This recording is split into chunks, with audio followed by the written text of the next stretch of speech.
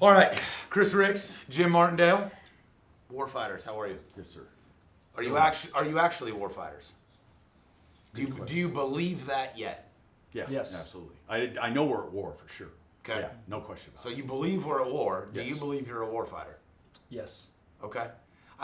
The reason I'm asking you that is I understand we talk about the heart of a champion. We talk about the heart of a warrior, right? God's heart that's in us. What does that look like?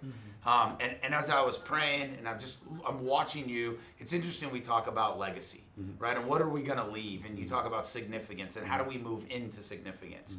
And what I love about this is we have achieved different things at different stages of our lives. And yet I would say this intersection right here is probably significance. That's good. Right? And so I actually have listened to people like you who say, I wish I would have done this sooner. God told me 13 years ago to go do something, right? God told me to stop drinking. It took me 2 years to do it. It almost cost me my marriage, right? I didn't listen. Yeah. Move faster now. Yeah. Okay. You, my friend, have an incredible story that I can't wait to pull out of you, because there are things people just don't know that I think you talk about significance and impact. I think you will drastically shape the way people live their lives. That's what I think. Especially the false idols that we've made out of athletes. Yes. Right? Says the overweight guy sitting next to the athlete. Right? But warfighters, significance is the intersection. So if I hear you, and I've heard people that are, look, let's be real. You're an athlete. You made a ton of dough in real estate. I'm trying to figure my life out after shooting machine guns in the Marine Corps. But there's a lot of people that have made a lot of money doing things. And so we look up to people that make money. Right. We as a society look up to athletes, and we put false praise upon most of the degenerate people that serve in our military, such as myself, right? Honor, courage, commitment, sure. We learn to get better, but there's a false praise that comes with that. But how do we move the kingdom? So I ask you, do you believe that you're a warfighter yet? What's funny is I believe that I sound like a talk show host, don't I? No. Anyway. You sound like Jim Martindale. Right on. I believe that we're at a crossroad right now, and it's kind of like, where are you going? Have I fought the battle? Yes, but on a different battleground. I'm called to a different battleground right now, and I'm called to getting out of the business world. I'm still got 1 foot in, 1 foot out. And he says, get all in or get out. I don't want lukewarm. And I know that I'm not using my talents and energy. I know that, and this kills me, my daughter isn't using her talents or energy. She is casting pearls after swine. Yeah. And I'm in charge of that right now. Yes. So, Yes. Yeah.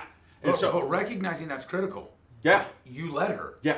You were the leader of the family. Yep. You were the leader of the business. Yep. Right? You were John Maxwell, law of the lid. You're operating at a 6. She could only grow to be a 5. Exactly. You want her to be an 8, you better be a 9. Yeah. Right? Yeah. And it also says, John Maxwell, going to that, since I know this, he said, you get paid at an 8, 9, or 10. If you're a 6, you can get to 7. But if you're a 5 at something, if you try really, really hard, you may go 2 up. Right. So what did he say? He said, you come home from school and you get a C in math, so what do your parents do? I know you got A's on that, but you got to bring up that C. Maxwell said, don't bring up the C, and instead concentrate on the A's that you got, and that's what you're good at. Yeah. So forget the C. So if you're not good at something, if you're a 6 or a 7, forget it. Do what's good, an 8 or a 9. Forget the ceiling. Forget the C. Get up to the A.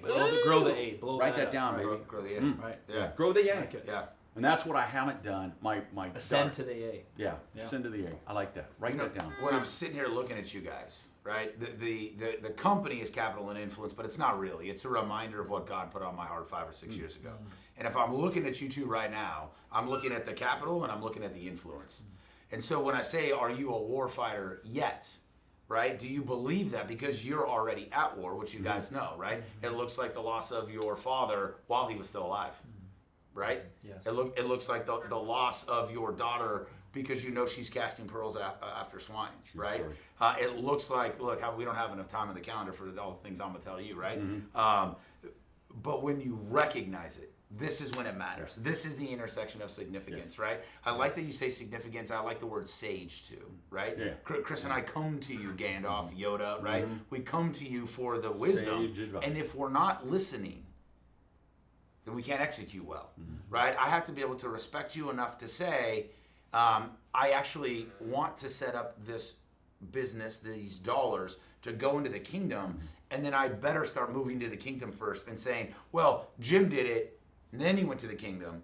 I'm going to go get what Jim did, and then I'm going to go to the kingdom. No, that's bad advice. That gets my starfighter crashed in the mud, right? Yeah. So the war fighting, the reason I say that is territory taking. Yeah. Are you ready? Invasion. Because I think you have it. Yeah. I look at you and I think you have massive territory right now. You look at it like a job, right? You have a map that you are responsible for. You might sit on that board of a map that he's responsible for. Yeah. I just consider myself your guys as friends, so it's my job to pray for that, right? So when we go to take territory, are you ready to fight well? I'm ready to fight well, and I'll tell you why, is because my time's run out. Anytime I talk to anybody about investing, I said, you know what you have that I don't have? And it's usually a younger guy. Time. Yeah. Man, whatever I got, it's getting shorter. Whatever I got, it's getting shorter. So if not now, when? Yeah. We all love movies, right? Yeah. Wall Street 1, what did Gordon Gekko say the most important commodity was? Time.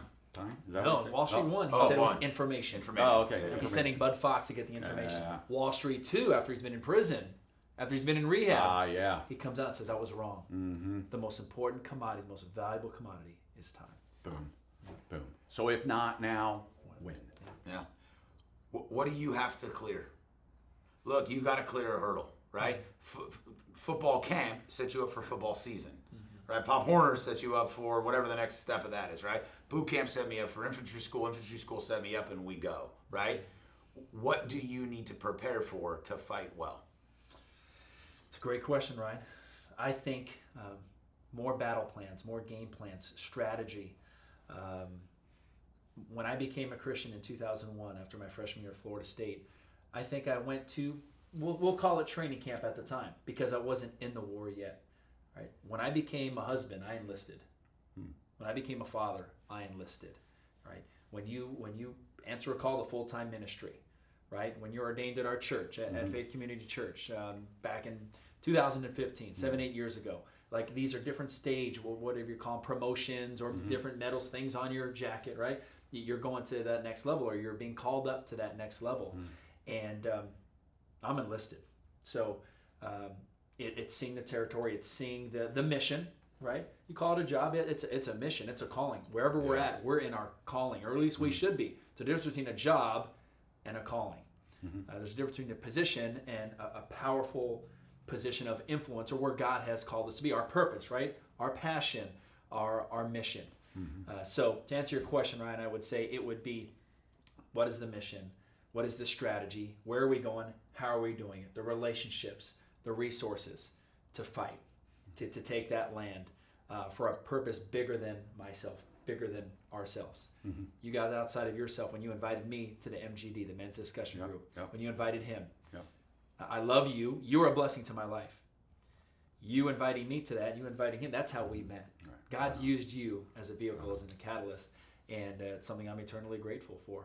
Different parts, one body, right? I've lost some battles. I've lost a lot of battles in my life, but I haven't lost the war. I know who the winning general is, and I'm grateful I'm on that team. And I'm fighting. That's why we talk about is my mind tight? Is my heart right? Am I ready to fight every day? Because when we get isolated, when we get alone, that's when we get taken out. We can't be alone. We got to be together in company, right? Yeah. Three's company? Too soon? Too soon.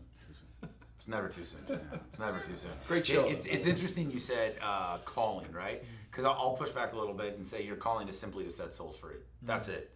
The rest of it is to keep the lights on, right? And he doesn't even really care if you keep the lights on, because he'll kick you in the desert with the tent, right? And say, I'll drop manna from the sky for you. But if our calling is actually to set souls free, right? Then where we find ourselves perhaps is the mission, right? And I actually think that you're in a really unique spot. And I hope that this goes from the Father's hearts to my lips to the ears who need to hear it.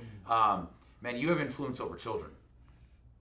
It's big, right? You have the opportunity to set souls free and to correct paths from little buddies who, correctly or incorrectly, their parents have made you a false idol. Mm-hmm.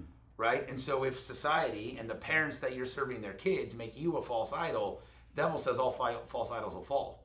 So how do you not make yourself a false idol when the parents are putting you right back up there? Sure. Right? Sure, it's interesting. So even though we're going out for the skill set of the young athletes, man, maybe our prayer over his camps or maybe your prayer over your own stuff might be for the parents. Mm-hmm. How do we have the parents not make an idol out of you? Mm-hmm. Which is hard to do because QB1. Yeah. Let's go to work, right? And so how do we take out in the real estate world? We love our false idols, right? Sure. We love our sin in the real estate world. Sure. How do we not make you a false idol, right? How do we move you into a position of massive influence because you have it now, but people aren't sure about you, right? Who is this guy? Yeah. Right? Who is the recluse? Who is that guy? Because when your influence starts to match your influence, and we talk about territory, right? There's a small chance that in the future, some of your students, your athletes, right, the schools that you participate in might rent space from you, commercial or residential. We have no idea, right? But the overlapping of this, right? And so the ability to pray differently, to territory take, right? That's why I asked, are we ready to take territory? And we go to FCA and we go to jobs and we go to real estate. But I'm talking about how do we literally take homes and schools for miles? On our knees. On our knees. Through prayer. Right? The gift of influence that you both have been given is phenomenal, right? And the ability now, look, money is good for the good that money can do. It really is, right? I heard you talking earlier, and you were like, well, you know, I don't exactly remember the words about a coat, about being able to give something, and you made a reference about running out of water if you don't have it to give somebody. Right. Man, how do you get to be generous if you don't have money to give away? That's true. How do you get to show the generosity of Christ, right? Now, you're right. You could go live high on the hill, build a gate, never invite anybody in, and sail off into the sunset, and somebody's going to tell you, Jim, you had a great career. And you're going to say, you're dang right, I did. Yeah. Come down, we'll go to my boat. We'll talk about how great my career was, right? Yeah. Or you take that money and you let it do what money does. It grows if you know what to do with it. Yeah. And then you invest your time, not your money. Yeah. You invest your wisdom, right? Look, we don't like to talk about hard lessons. We don't like to say, hi, my name's Ryan. I earned a divorce. I walked away from a child before she turned 3 years old, right? I did, what was I? I was an adulterer. I was a drunk. I was an addict, right? I did drugs. Like, what are the things do you want to talk, right? We don't like to say that because all of a sudden we're like, oh, people might judge me. Hey, Tupac said it, only God can judge me now. Right? And so if only God can judge us now, how do you move in such a manner? And the way your mind is thinking, which is, I'm going to slide my daughter out of this role, get her operating in her lane over here, I'll fill the people here, but you won't. So you thought you were, but God will fill that for you. Right? He will. The right people, the right person, the right organization, and then you get to go back and invest time. Right? Because if you invest time around him or other organizations, imagine how much bigger his territory becomes. And it's got nothing to do with dollars. Yeah. It's territory taking. Yeah, it is. But what did it say in Top Gun when they were fighting the MiGs? He said, what happened? What did he not do? He says, Maverick, engage. And you know what? He didn't engage, and then he did. And that's what we have to do is engage. It's time to engage. It's time. My favorite slogan that I made up, make it happen. Everybody's got excuses for why it isn't, and well, it's not the right time in life, and whatever I want to do. Yeah. No, let's make it happen, and let's engage in doing God's work. Yeah. So awesome having Viper in the cockpit with Iceman and Maverick today. There you go. This is awesome. What a privilege. Yeah. Poor Goose. And poor Goose, may he rest. May he rest. You know what I love about that really is the continuation of the Maverick, Iceman, Goose, right? And then somebody might say, no, it's Chris. It's Chris. Chris is the son. And man, what you can do with that heart fully alive, right? Top Gun will look like a dirty diaper compared to what you can do fully alive, right? Viper is good. He's a good dude, right? If you don't get your He was reel, a sage. He He was says, a sage. yeah, absolutely, Yeah. was a sage. If you I don't, had a beer. if you don't get People- your reel, give me a call. Yeah. I'll fly with you. Sweet. Right? Yeah. Right? Well, guy, yeah, you do. However, Jim, man, people for decades have been waiting for you. I know. They've been praying for you, I man. know. Right on. And you know it. Thank you. Right? There's people that have been waiting that have said, man, if Jim ever gets his full potential, stand by. Let's go. Let's go. That's Right. right, Jim. Let's go. Ryan, It's true. you are dangerous. Yeah. It's true. And I love. Okay, so let me ask you this question. Dangerous. No, it's good. Yeah. Do you want? Because that is a good bite scene, right? It Yeah. always made Yeah. me laugh. Well, But yeah, it's It's like, a good yeah, segue. yeah. Right, Ottosen? yeah. Yeah. Do you think that men that call themselves Christians that go to church should call themselves dangerous? You better believe it. You Tell me better why. believe it. Man, what are you dangerous doing? You know? Dangerous against devil's plans. That's what you better be dangerous. You're in there. Otherwise, sidelines. Otherwise, what's If you're the not- point? What's the point? There you go. Should, I believe all men, all recruits are dangerous in one way or another. It's not a matter of if they're being good. dangerous, it's in what way. Is it a good That's way good. That's or a good. bad way? good. Right? Water can be used for good or bad. Yeah. It can be used to drown someone. It can be used to keep someone alive. Mm-hmm. Fire can be used for good or bad. True story. It can burn down a house. It can keep you warm and keep you alive. Like we tell leaders and people of influence, it's not a matter of if you're influencing, it's how you're influencing. Good. Either Good. positive That's or good. negative. That's good. Right? In sports, as an athlete and a coach, I say, hey, you're either getting better or you're getting worse. You're never staying the same. So men of faith, men in the church, they are dangerous. yeah. Is it in a bad way? That's good. I'm Sure dangerous is. because I'm not being real. I'm not leading my family. I'm not leading my home, my community. Yeah, you are being a detriment. You are being dangerous for your church community, for your home, for the community you live in. Or you can be dangerous with a purpose. You can be dangerous for the Lord. You can rise up and fight and say, you know what? I don't care what everybody thinks. We've all learned in leadership, right? It's impossible to please everyone. Totally. Why Yes. try? Yes. Yeah. Right? Audience of one, who's God called me to be? You've heard my big three. My big three. Number one, it's to be obedient to who God has called me to be Yep. as a man of God. Number two is to faithfully love my wife. Mm-hmm. And number three is to be a hero to my kids. There you go. I love athletes, celebrities. I love my boys. You know, look up to the Cody Bellinger, the Mike Trouts. But honestly, I want them to look up to me. You bet.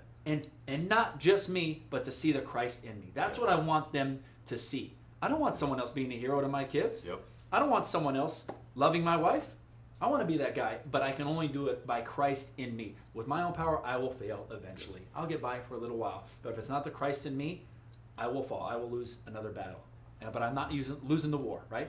Not on our watch, right? So we got to be dangerous. Men have to be dangerous in the way they're called to be, in the way their heart desire wants to be. Yes. Now, how the world says you can be dangerous by a lot of money or fame or fortune or car and house. Yeah. How long does that last, right? Howard Hughes, Yeah. richest man in the world Yeah. at a time, right? Yeah.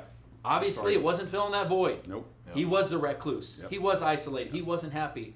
And he died of probably, we can all agree, a lot sooner than he was supposed to. Yeah. His legacy was left with technology and money. But What about his family? I don't know anyone in his family still alive or talking about what a great legacy leader and a man that he was, because he sold himself short because there was something missing inside. And the money, the fame, the houses, the boats, the planes, it didn't fill it. Making a Hollywood movie, biggest budget at the time, Yeah, true it didn't story. fill it. It was what's the next thing? what's the next thing? Let me ask you another question. Do you think the current state of the church, not a particular building, the Western Church, the men, do you think that they are dangerous for good right now? I'm going to say no because we're too scared. What was it in, Newsroom?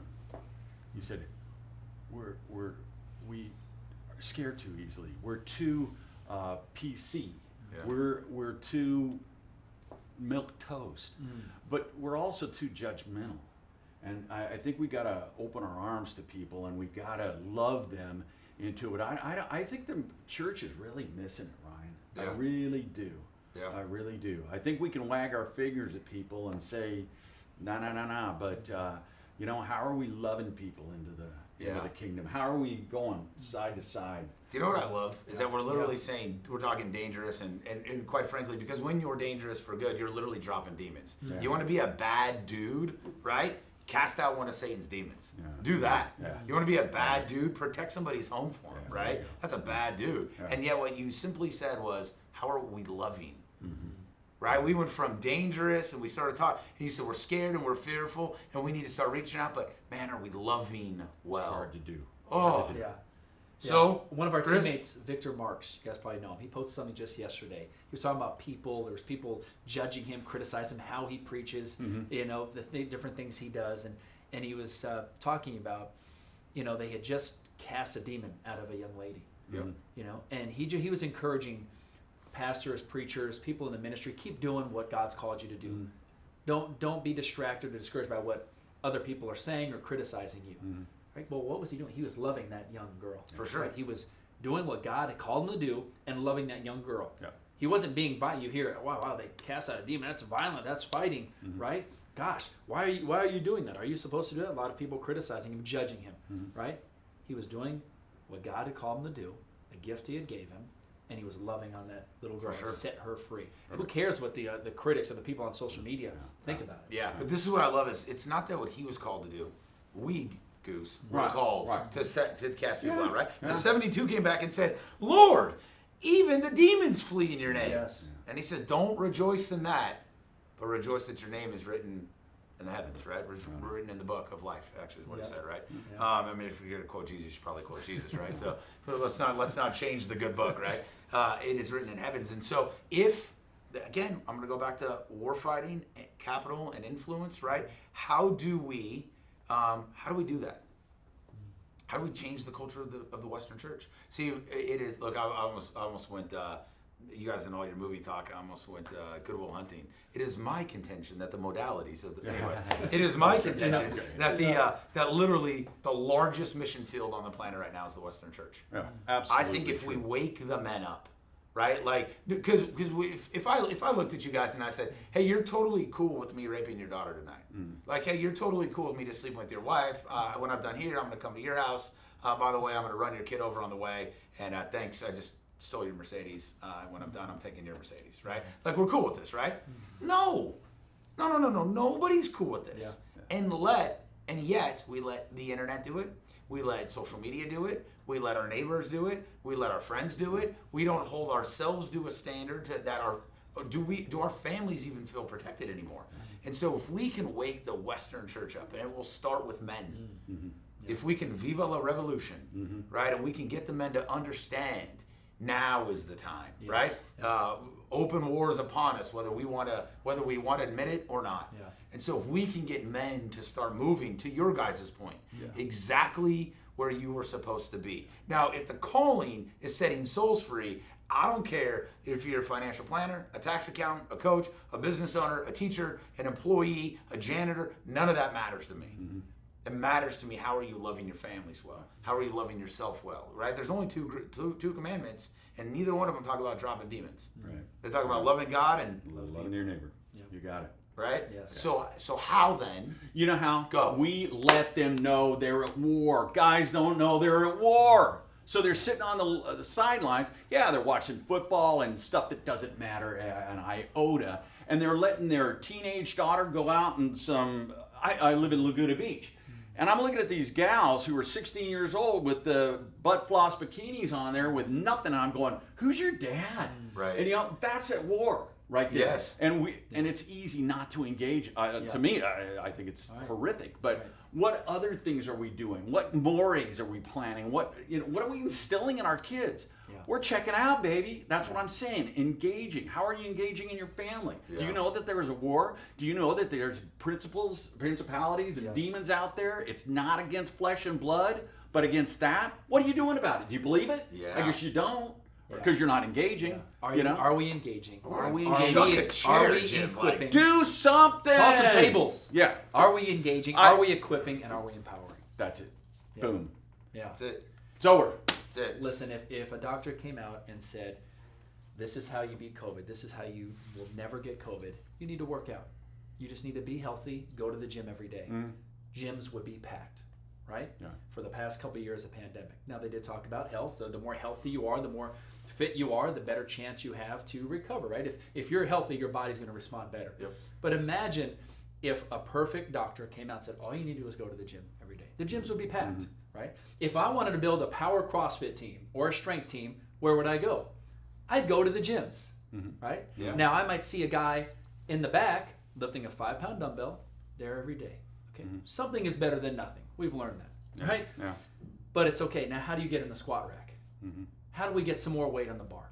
If you're just doing the 45-pound bar, you're not going to get much stronger. How do we put some 10s on there, some 15s, some plates, right? Yeah. So just like that, if we're going to build a power team, we're probably going to go to the gym. It's a good place to start. There's people there who have some interest in fitness to get better. Yeah. Well, where do we got to go?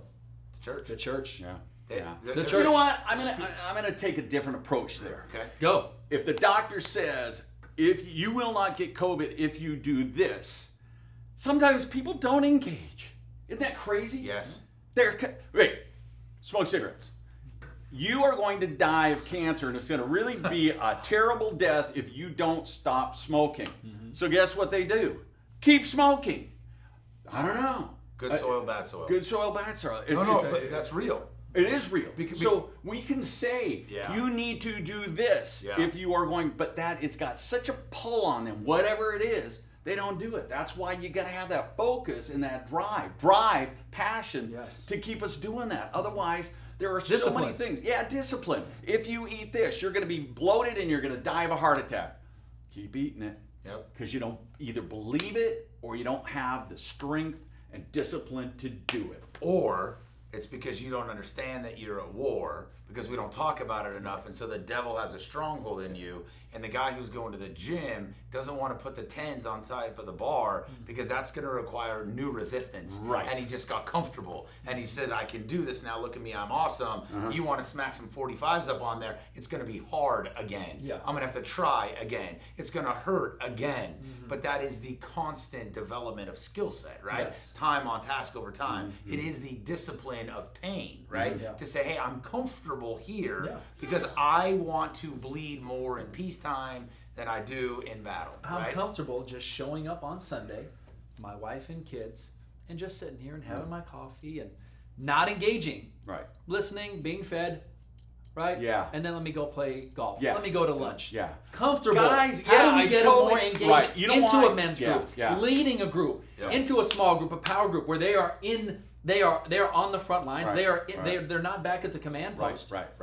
They're in the battle. They're engaged. Right? They're fighting. Yeah. That's where we got to get to. Yeah. It's on our knees and it's engaging Why- with guys and equipping them. You're a football guy. Why is it that guys can slap each other, have beer, go crazy over a football game, and yet when the game of life is out there, they're going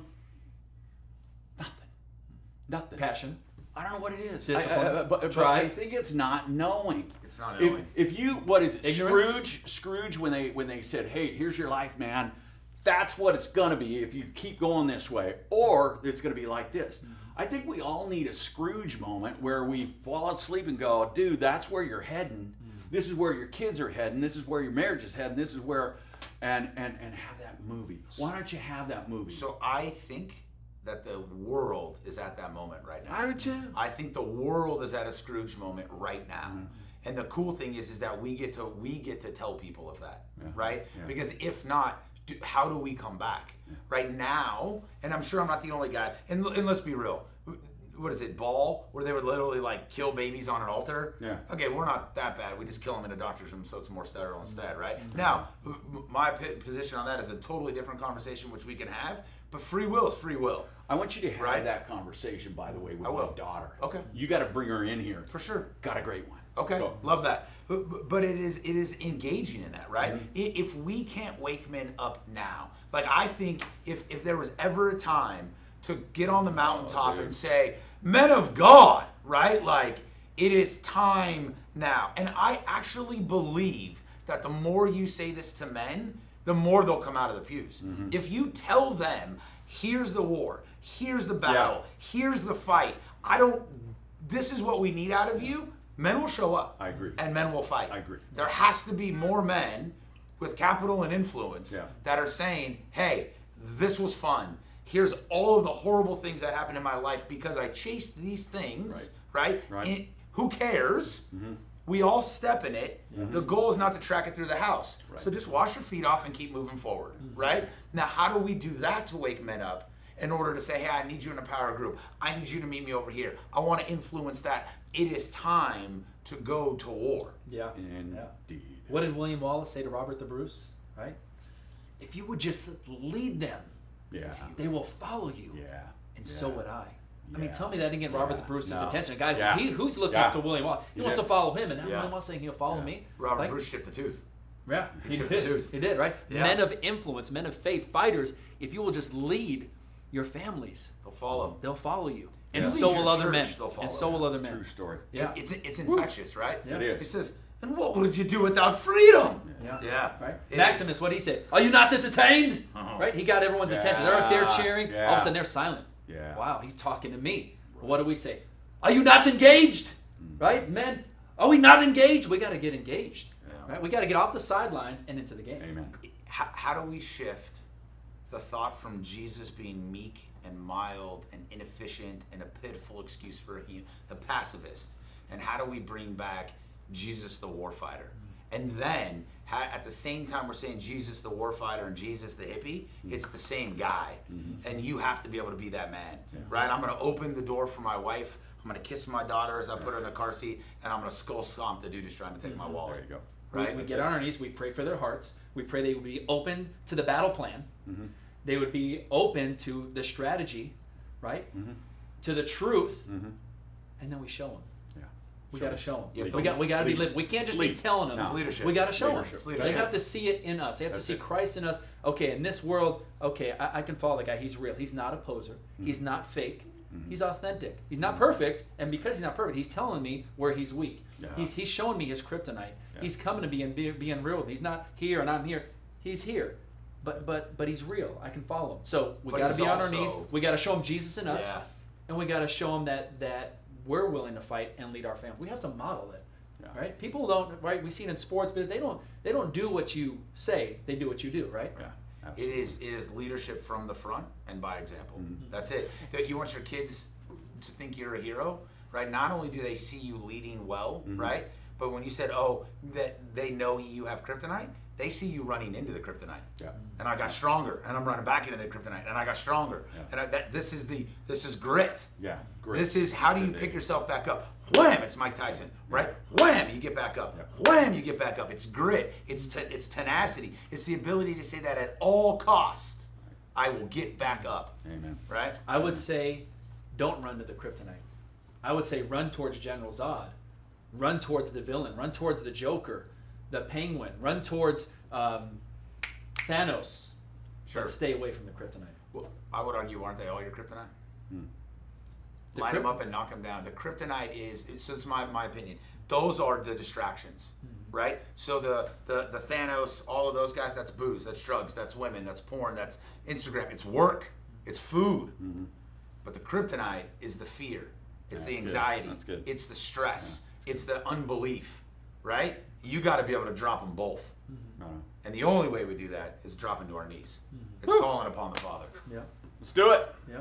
Warfighter, Bam. sons of the living God, thank you for spending time with me. I know you could be anywhere doing anything else. And Right. the fact that you wanted to have a little conversation, I appreciate you both. Thank you, Continue Ryan. to set souls Thank you, free. Yeah. James. Love and appreciate you guys.